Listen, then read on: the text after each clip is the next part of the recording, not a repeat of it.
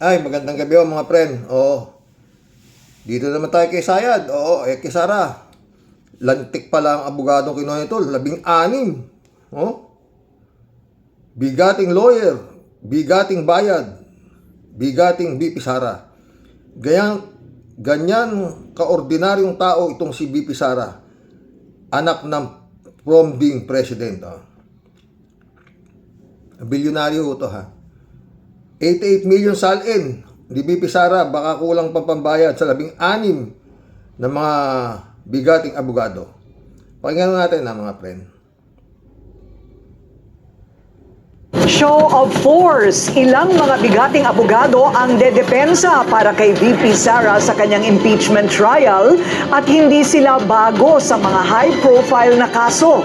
30 years ago sa Curatong Baleleng case, pinagtanggol nila ang isang pulis na ngayon makakalaban naman nila sa prosekusyon. Ang iba namang personalidad sa kaso magiging senator judge sa susunod na kongreso. Ang detalye sa agenda report ni Hannah T. Magkahalong bagay. Itong mga abogado nito talagang malulupit Ang mga pinagtatanggol ho nito talaga yung mga matitinding krimen, kagaya ni Ampatuan. Oh, pinagtanggol nitong Secret Fortune ba yun? Oo. Kulong din. Wala rin nangyari, bayad lang mapatagal lang na sila'y nakalaya, ganun. Pero yung sa maipanalo, parang suntok sa buwan, di ba, kung minsan. Pero maski na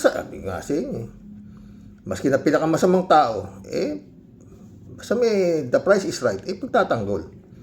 Kagaya ni Digong, di ba? Kailangan mo may abogado pa, yung abogado pa Ang problema lang kasi mga friend, mamaya sabihin ko siya yung problema. Pakinggan mo natin ito show of force na to. At veterano ang 16-man defense panel ni Vice President Sara Duterte para sa impeachment trial niya. Sa unang tingin, parang bagong lineup, pero may familiar faces din. Nandyan si Philip Siegfried Fortun, veteranong litigator na Itong Secret Fortune na ito yung nagtanggol kay Ampatuan Wala rin. Kulong din. kilala sa malalaking kaso. Kasama rin ang kanyang longtime partner na si Gregorio Narvasa II, anak ni dating Chief Justice Andres Narvasa na naging lead defense counsel noong impeachment ni Erap Estrada. Hindi lang sila, kabilang din ang ilang Erap Estrada. Kakulong din, di ba? Ano pa? bigatin sa litigation, gaya ni Sheila Sison na matagal nang lumalaban sa Sandigang Bayan at criminal cases. Pero bukod sa mga veterano, lumilinya na rin ang new generation sa legal arena. Marami sa kanila bago sa bar, galing sa top universities at may mga natatanging background sa debate, litigation at human rights work. Kasama rito sina Maria Celina Golda Fortun, Carlo Joaquin Narvasa, Miguel Fernandez na dati ring band member ng Lola Amor at Justin Gular na multiple-time debate champion. Siyempre, nandyan din ang malalapit kay VP Sara, kagaya ni Michael Poa na dating chief of staff niya sa DepEd at si Reynold Monsayak, dating OVP spokesperson at class valedictorian ng law school nila ni VP sa San Beda. Ang 16 na abogado nagsumite ng entry of appearance na ad coetelam kahapon sa Senate Secretary. Alam nyo, dyan sa impeachment na yan, dapat maklaro lahat yan ni Sara Duterte. Di ba? Isa lang dyan ang lumusot. Impeach na siya, no? Paano babanggain itong 16 na abogado nito? Itong kaso na to. Pakinggan natin. Attorney na naman to. Ano po sa palagay ninyo ang pinakamalakas? Attorney Ligutan. Ano sa palagay ninyo ang pinakamalakas? Ito sabi ni attorney. O matinding ebidensya laban po sa bise? Correct. Alam mo, yung pinakamalakas for me, yung threat Amando Ligutan. Hindi ho basta abogado rin to yung pagbabanta niya sa buhay ng presidente, ng House Speaker, tsaka ng at the time, no, tsaka yung First Lady, no? Kasi parang I've been telling the public, hindi normal yung event na yung Vice President tinithreaten yung buhay, no, ng President.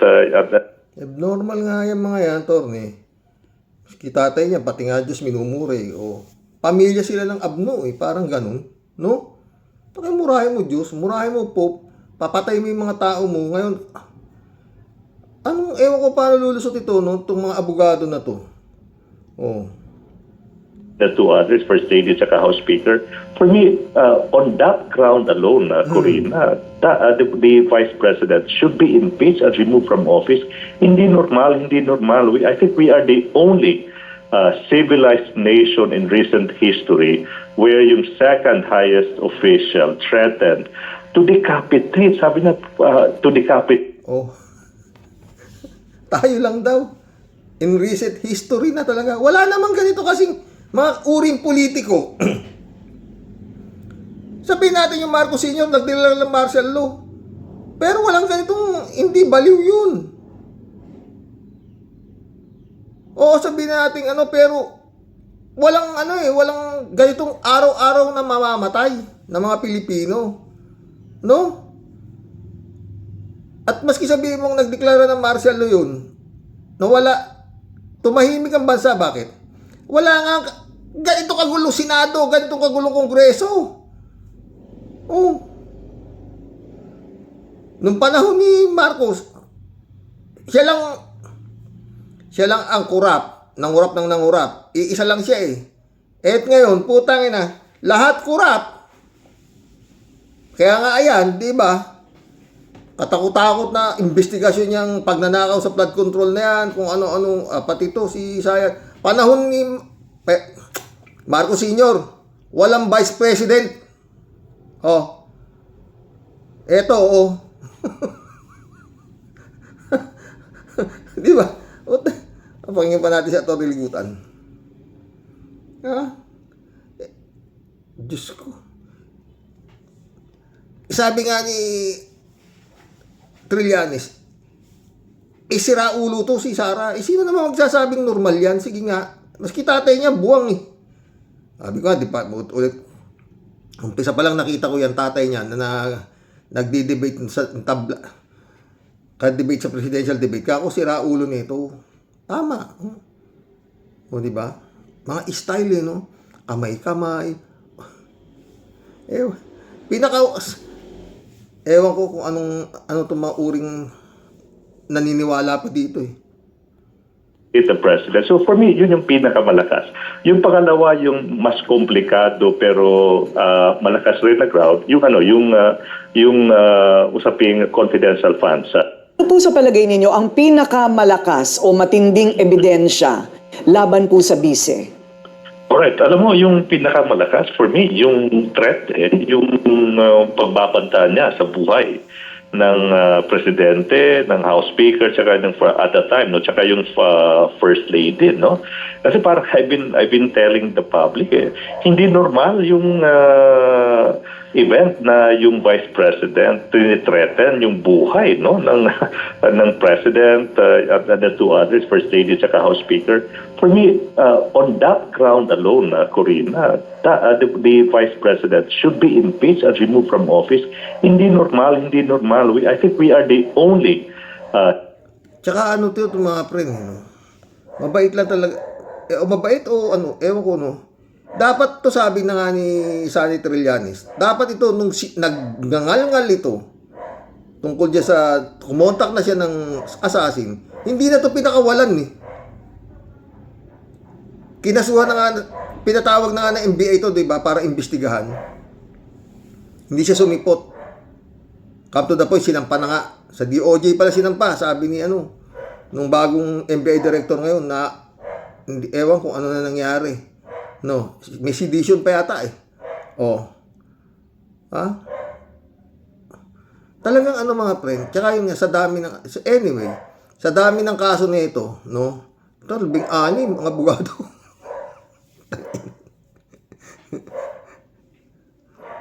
Talagang,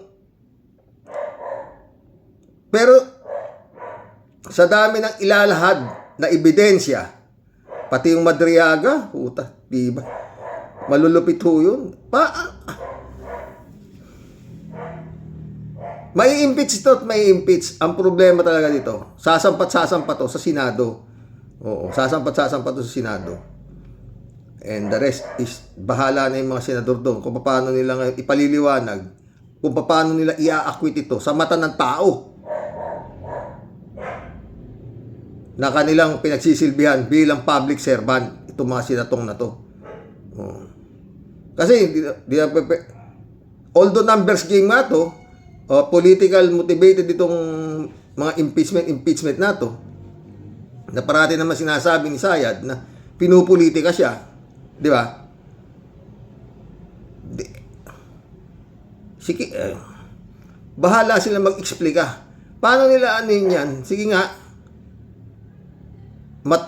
ang ano lang dito mga friend, sasabog ang baho nito sa Senado, sa Kongreso.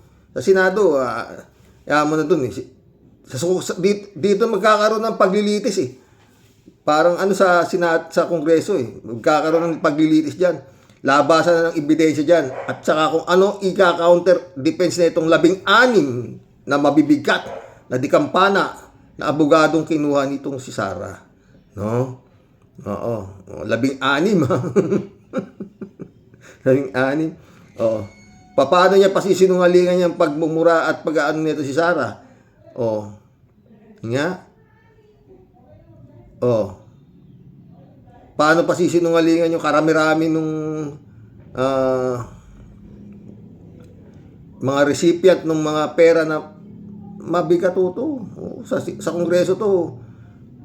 Matibay itong labasan nito, sigurado. Ha?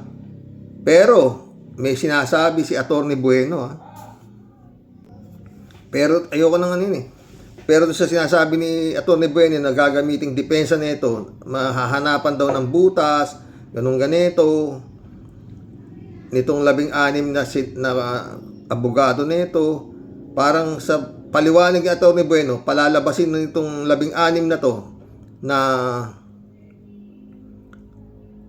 wala na namang, hindi naman dapat matuloy itong impeachment na to kasi mayroon na naman teknikalidad. Yun ang sinasabi ni Atty. Bueno. Para kung ganun, parang palalabasin na naman itong 16 na ano to, palalabasin nilang walang ano yung ano, parang katangahan na naman yan. Proceeding na yan ng Kongreso. Parang ganun parang ganun ang kuha ko sinasabi ni Atty. Bueno. Nahanap ko, hindi ko makita eh. Merong ad ko tilang kung ano siya. Basta yung nalalabas, pipilitin itong 16 na to, na palabasin to longest ang Kongreso. Yun yan. Eto. Yung mga dinyo-Diyos yung si Digong. Mga boss, bilib ako sa panampalataya ni nanay. Pakinggan mo ito. Nasa ano to? Doon sa dahig. Lord of... Ay, naku, putang na. Pakinggan natin, ha? Lord, walang ibang makatulong sa mahal naming presidente. Ikaw lang, Lord. Tulungan mo ang mahal naming presidente na si Tatay Digong. Bring him back home in Davao Live. We love him. We support him from the bottom of our heart for everybody here. Lord, walang ibang makatulong. May diferensya talaga sila sa pag-iisip no? Baka kung yung anak mo na biktima ng tukhang AFK, hindi ka makasigaw dyan. Ay, nako. Hindi raw niya kilala si Madriaga. Eto. Happy birthday, Sir Ram. I wish you good health and happiness. Kita nyo na? No. Marami yung lumalabas na ganyan na talagang magkakasama sila nila itong Ramil Madriaga na titistigo ngayon laban sa kanya. Pero siya tinatanggi niya. Common na pakinabangan niya na. Ganun ba yun? Paano? Paski anong... Ang problema na ito mga friend, no? Ang kaso nito si Inday Sayad, no? Nandito sa Pilipinas. Tsaka yan nga, marami siyang nakukong abogado na di kampana na pwedeng gumulat. Hindi kagaya doon sa dahig, yung abogado ng tatay niya. Mukhang nag-iisa yung si ano. Dumating doon yung mga abogado na Pilipino na depensa kay Duterte, tagapalakpak lang pala sila ni ni Koopman. O, di ba? Wala namang doon. Magaling ka si Koopman, palakpak. O, pero lahat ng nire-request ni Koopman, denied. Ng mga judges doon sa The Hague. O, dito, iba dito. Unang-una, dadaan sa Kongreso, dadaan sa Senado, at malamang sa alamang na konsensya pag-uusapan. Kasi kung gagamitin ang konsensya, siguradong guilty ang labasan nito sa Senado. Kung doon natin makikita mga friend, kung sino itong mga sinasabing public servant na may konsensya para sa taong bayan. Diba? Pero kitang-kita mo naman. Marcoleta, Kimo, Bongo, tsak na yan mga yan Aimee, tsak din yan, 4. Kawatano, 5. Wala sa kanila yan, diba? Yan pa. Estrada, 6. Yan pa.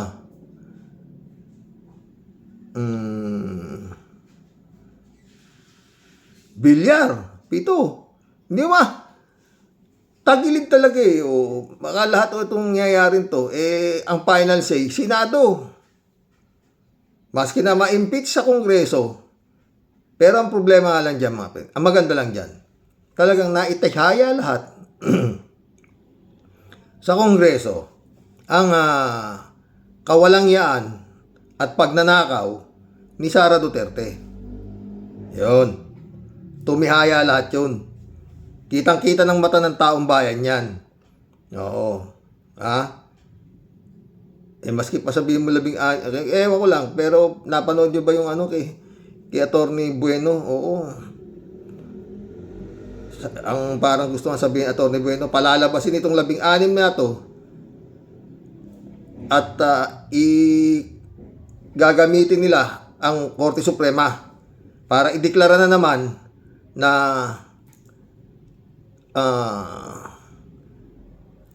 walang mali na naman ang proseso ng Kongreso. Oo. Tignan niyo mga friend. Ano itatawag niyo rito? Ala, sama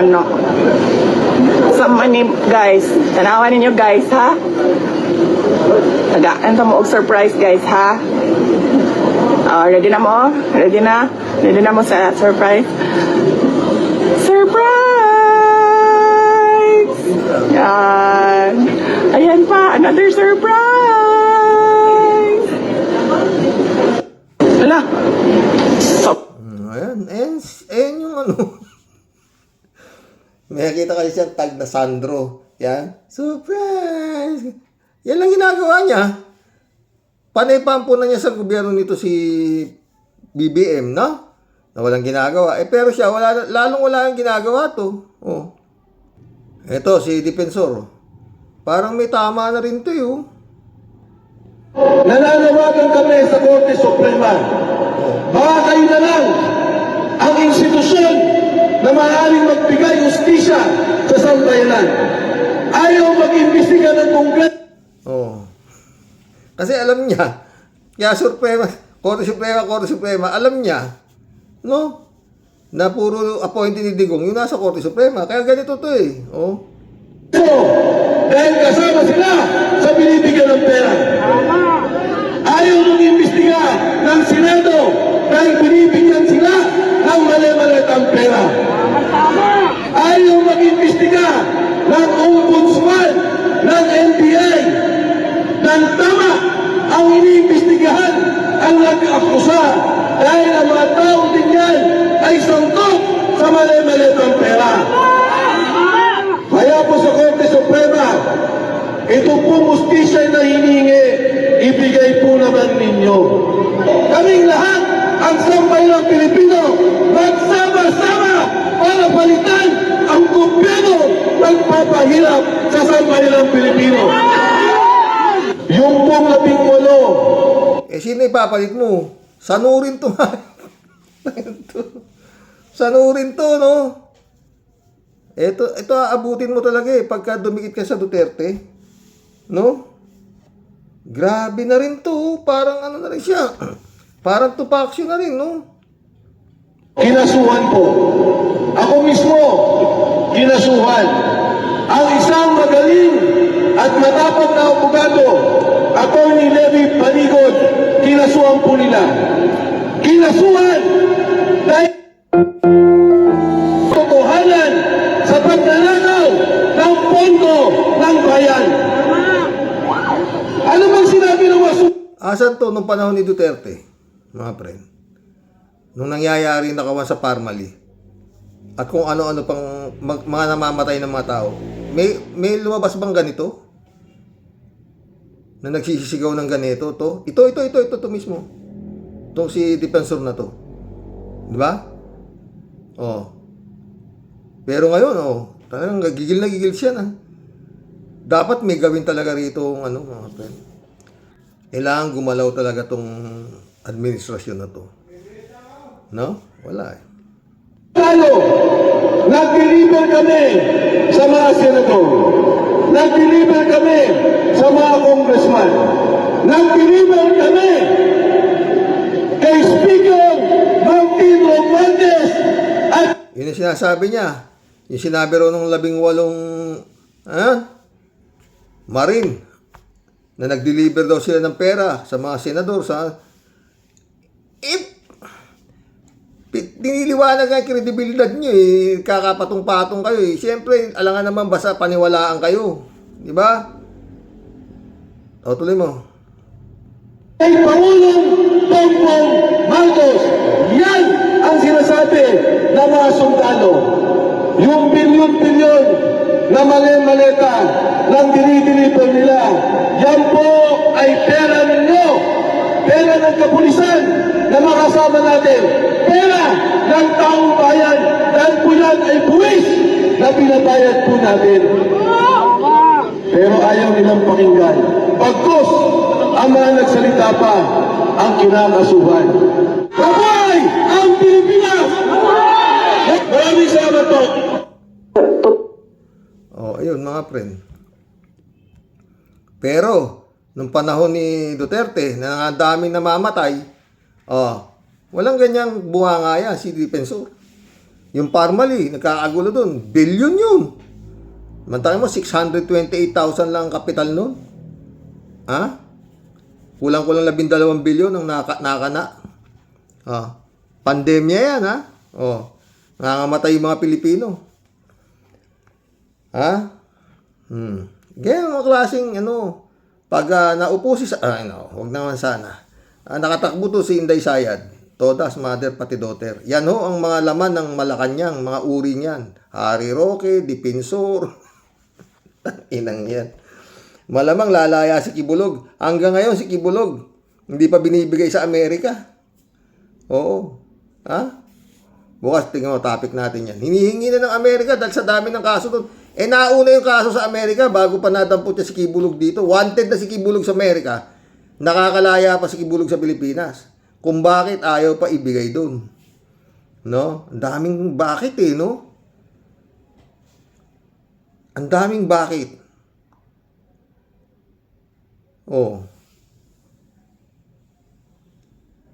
Ewan, batas. Magkulab na tayo mga friend. Ito mga friend, Humiling ang Amerika na i-extradite o isuko sa kanila si Pastor Apollo Kibuloy na nakakulong ngayon sa bansa. Git ng kampo ni Kibuloy, dapat unahin ng korte sa Pilipinas ang mga kaso laban sa pastor. Nasa frontline ng balitang yan si Camille Samonte. Yun ang hiling ng kampo ni Kibulog. Unahin daw yung kaso rito sa Pilipinas. Nauna yung kaso sa Amerika di ba? Gagawin pa panangga yung kaso dito sa Pilipinas para hindi ma-extradite sa Amerika. Ito si Pacquiao. Ba? Nakakulong ngayon sa Pilipinas pero humihiling daw ng extradition ang Amerika para kay Pastor Apollo Kibuloy, founder ng Kingdom of Jesus Christ o KOJC.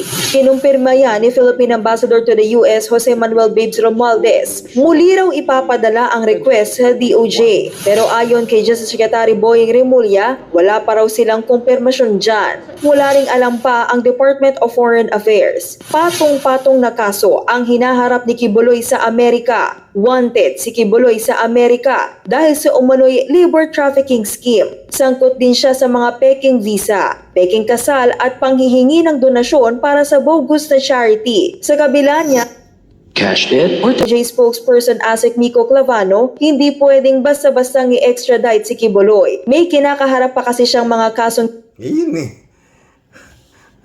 Bakit hindi? Nauna yung kaso dun eh. Ewan. human trafficking at sexual child abuse dito sa Pilipinas. Yan daw ang dapat unang harapin ng pastor bago siya i-extradite sa Amerika. Pero may kapangyarihan ang korte na pabilisin ang proseso kung may urgency at kung valid ang extradition request. Samantala, wala pa raw natatanggap na opisyal na extradition request mula Amerika ayon sa kampo ni Pastor Kibuloy. Gate nila dapat unahin ng korte sa Pilipinas ang mga kaso laban sa kanya. Nagbabalita mula sa Frontline, Camille Samonte. Ayun. Parang nasalba pa siya ng korte rito. Di ba?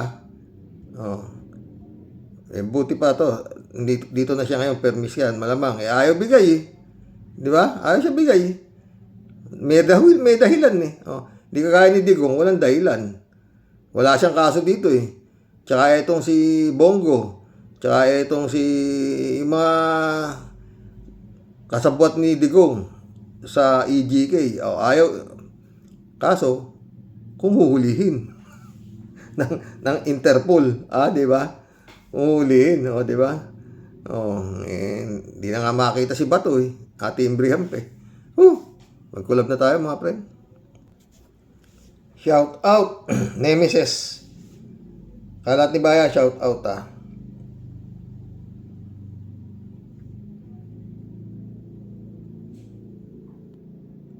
David Allen Mendoza, shout out. Good evening po, Karoks. Second o third ako. Bakit naman nagagalit si Topacio? Tama naman ang sinasabi ng NBI. Kahit na baluktot ang katwiran, ay pilit pa din. Itinutuwad, tinutuwid pala. Kita mo kung makadaldal si Topacio. Kala mo tama yung sinasabi niya. Kala mo tuwid siya, no? Ganyan talaga no? Dapat tumaputang na to, dinidisbar na eh. Nanggugulo lang sila sa hudikatura di ba? Good evening, Kasani. God bless your family. God bless Kalat niya. Shout out, Michelle Edwin Mike. Shout out. Pastor Jun Lagon. Shout out. Naka-recover daw si Pastor. Kau naman. Bakit ba naman naka-recover? Ba't malala ba? Hindi. Andyan si Lord. Binibiro ka lang nun. Pastor. Jigs Kapukaw, shout out. Sir, sabihin mo sa mga engot na yan na mood ng the RIP, manood ng the RIP Nayplex, kaperahan din doon ang usapan. Doon tinatanong yung tatlong lespo na isa-isa kung talagang magkakatugma yung mga sagot nila. Pag magkakatugma, perfect ang script. Yung dapat ang inaasal nila. Minamadali kasi nila, kaya yun. Palpak. Better luck next time na lang kamo. Yun nga Itong mga bugok na to, 18, sama-sama sa isang complaint affidavit. Puta, hindi pwede yun, ba? Mary Lebron, shout out. Librado Ludovico. This morning, Karoks and all warriors watching from Edmonton, Alberta, Canada. God bless po. Stay safe and healthy. Yan si Topacio. Naku, parang digs. Parang digs si Butiking Panelo yan. Wala naman akong alam na ipinanalong kaso.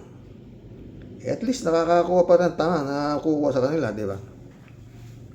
David Allen Mendoza, Karox, ang kapal siguro ng kupal nitong si Topacio. Siyempre po, kailangan imbestigahan yung 18 Marines. Dahil, hindi naman lahat sila Marines. Dahil po, di biro-biro yung paratang nila. Kung may magpapapreskon at sasabihin na laylay na ang mga lubot mo, Topacio, di ba yun ang nagsabi muna ang imbestigahan dahil tatanungin siya kung bakit nalaman niya yung bagay na yun, kung baga sa patutunayan lang na totoo ang sinasabi niya. Hay, Topacio. Kaya wala kang naipanalong kaso eh. At nakukulong ang mga kliyente mo dahil baluktot ang takbo ng pag-iisip mo. Pero hindi nahiya, no? Tuloy pa rin ang katangahan. No? David Allen Mendoza ulit. Karox, nahihirapan sa English si Sayad kaya tinatagalog na lang. Tinatagalog na lang niya mga speeches niya. Di ba? Wala talaga po. Tsura, baliw, no? Shirley Esteras, shout out. Wala nang katigil-tigil sa pagkakalat ng mga penta at Chemenet camp ng kabaliwan nila. Mas marunong at mas mataas sila sa batas. Ingay lang sila para matabunan ang impeachment ni Chemenet. Perfect timing lagi. Bastos, namimingger ng katulong nila si Mang Kanor. Jotae, palakpakan naman ang mga babaong mga uto niya. Totoo, di ba? Rodelio Felipe, shout out. Mga ogag talaga. Gustong mangyari, sundin sila. Kung sino ituro nila, kala mo sila may hawak ng gobyerno. Kaya nga, bobo, putang ina. Jokiano, shout out. Si Inday Sayad, talo pa ang mga kinder student pag nagsalita ng Ingles. Paano naging abogado ang bobod gaga? Ikaw, Boy Sile, isa ka pang ungas. Tangin yan, Sus, Mariosep. Maisipin mo lang, mga friend, pag nakatakbo yan, naku! Tangina. Pag nakatakbo yan, panalo na yan. Utang ina. Pinuteksyonan ng Senado. Siguradong pinuteksyonan. Wala nga namang hindi ma-guilty yan. Di ba? Baliw pinuteksyonan ng Senado. Baliw. Kita-kita mo naman kung gaano ka baliw. Di ba? Lalo yung tatay niyan, sira ulo. Yung pagtatanggol naman doon si Kupalman. Tanginang yan. Teresa Marie, shout out. Cannot trust these Marines. Do not trust Defensor, Topacio, Baligod. They have no integrity. Ayun nga, kaya kakasuhan na sila. Dahil nagkakalat sila ng kasinungalingan. Yung labas So creepy, sabi ni Teresa Marie. Bunch of hypocrites, they're so creepy. Jokiano ulit Yan ang asal ng mga tiyanador at sinatrol. Si Boy Sile, Marcolecta, buti na lang at wala na si Bato. Ted, shout out Ted. Nagtatalumpati ba si Sara o nagbabasa ng Pepe and Pilar? Ted, patawa mo ko parati, Tangina. Alejandro Vidal, shout out. Karox, good morning, good night, good afternoon. Narinig ko na naman ang salita nung parang kung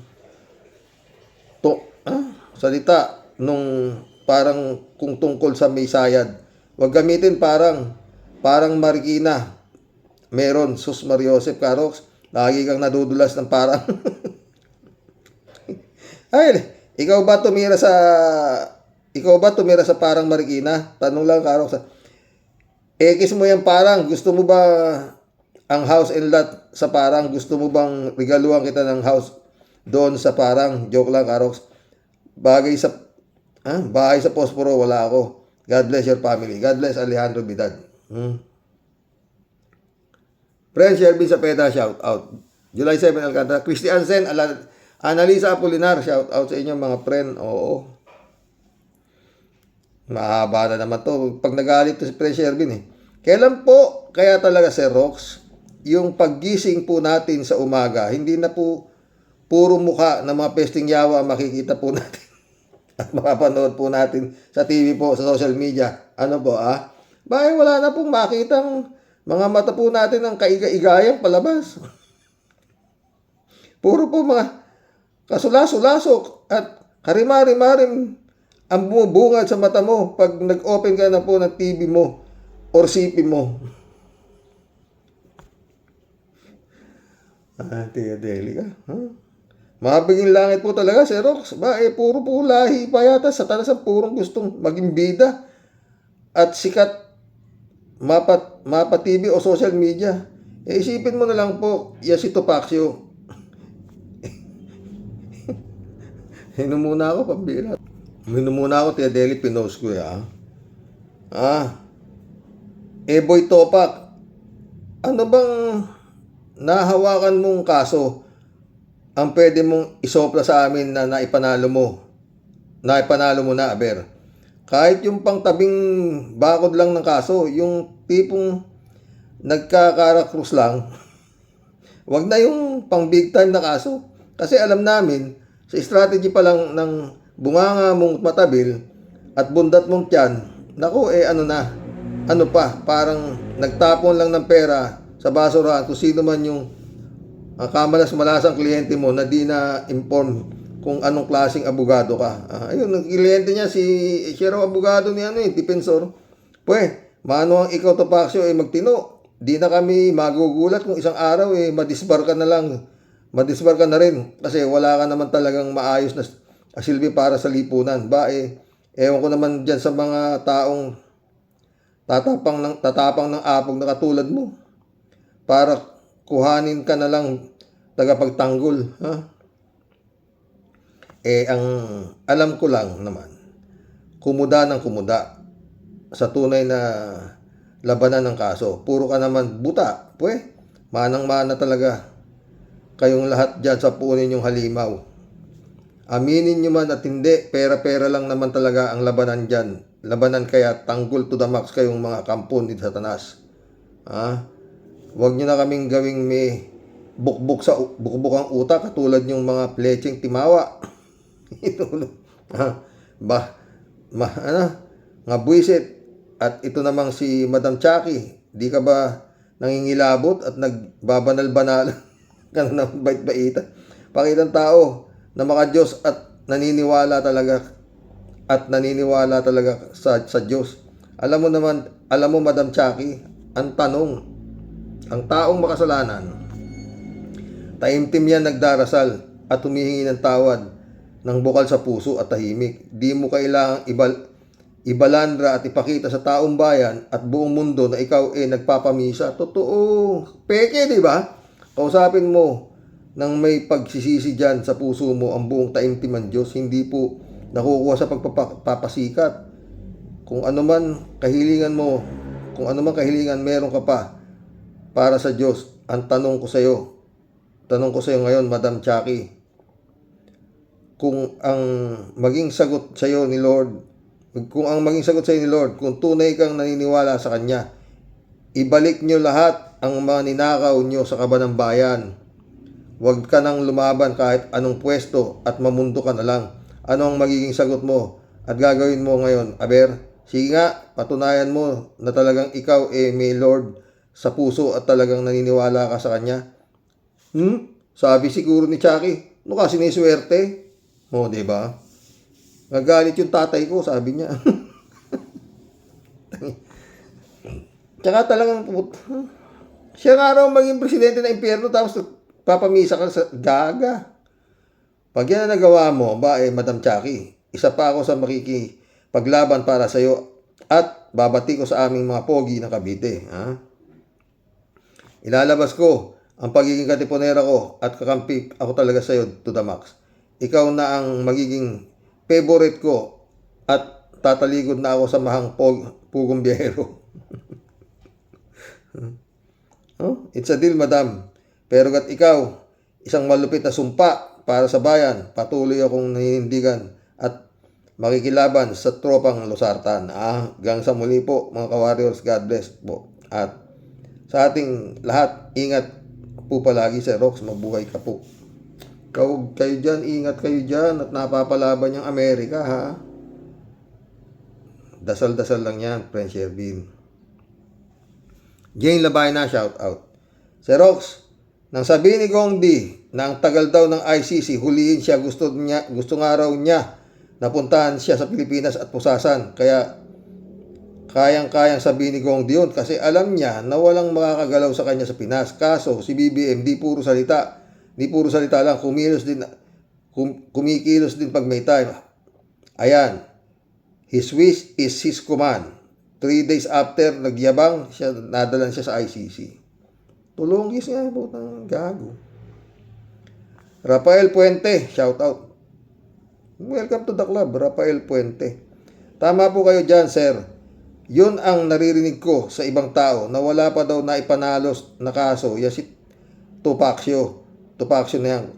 Tulad niya si Kibuloy. Tulad nila Kibuloy, Tebes, Digong, marami pang iba. Kasi ang lahat ng kaso, hinahawakan niya, puro invento ang ebidensya. Bagay talaga tawagin Topak Show. Ganon din niya si Depekto. At isa pa yan si Attorney Kulangot. Reynaldo Gonzalez, shout out. Kupal na Topak Show yan. Gusto atang pati pag-ebak ng mga Marines sabay-sabay po eh. Kaya nga, shout out Christian Cheng. Sabi ni Reynaldo Gonzalez, shout out na Christian Cheng. Long time mo no here. Friend Ay Bingson, Dolor Garcia. Eman Escalonac, shout out. Reynaldo Gonzalez, iba talaga ito si Gasolito. Sumasabay sa taas ng langis na singit po, langis na singit, puro satsat. Magsama-sama kayo ng Marcobeta. Yun nga eh. Retiring soon, shout out Boss, siguro wala na pumapatol na lawyer sa mga kampo ni Duterte, kaya sa pipitsuging Atty. Topacio na lang at pagtiyagaan na lang nila yung mga lawyer ni Inday sa impeachment ay pera-pera lang yun dahil alam nila madatong sina Duterte. Totoo yan, Marilo Pabianak, shout out, Good day po tayo sa mga ka-warriors. Talagang di sila titigil gang di mapawagsak ang gobyerno at maiupo yung puo nila. Kaya si Oda pa puro kasinungalingan ang ipresenta. Talagang pinapaikot nila taong bayan. Totoo yan, Sumagot si 3JC Opo. Yan ang kanilang agenda, pero di naman sila papayagan ng Panginoon Diyos. Totoo yan. In Jesus' name, manalig ang kabutihan. Sana nga, mga anak, 3JC Opo ulit, Sabi ni Topacio, hindi daw pwede yun. Di daw pwede yung tig-iisang tatanungin ang mga Marines.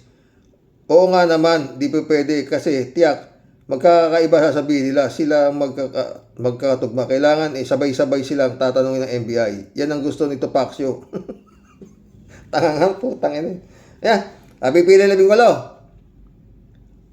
Ano ba ang mga ranggo nyo? Siyempre, iba-iba na yun. Bukutang yan, Topacio to.